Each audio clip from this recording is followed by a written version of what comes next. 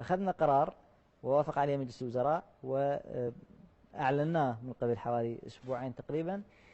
أبناء المشمولين بالحماية الاجتماعية الذين في المدارس ستصرف لهم 30,000 بعنوان تغذية.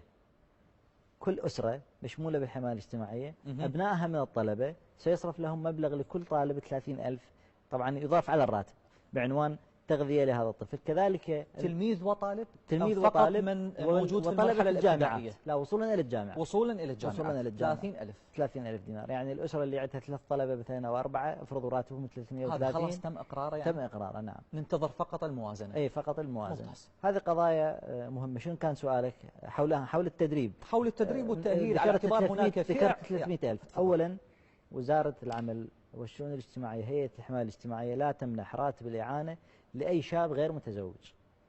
المنح فقط للأسر. للأسر. نعم، للأسر. وإن كان هناك شاب داخل هذه الأسرة يستطيع العمل؟ لا، الأسرة إذا تجاوز عمره 18 سنة يطلع من يطلع ما ياخذ. طبعا يطلع ما ياخذ. فلذلك احنا عندنا في باب العمل عندنا العاطلين عن العمل. الحقيقة عندنا 1,700,000 عاطل عن العمل مسجل في وزارة العمل، غير ذول اللي يتغاضون الرواتب. 1,700,000 عراقي عاطل عن العمل، شاب مسجل عاطل عن العمل لدى وزارة. هذا فقط المسجل.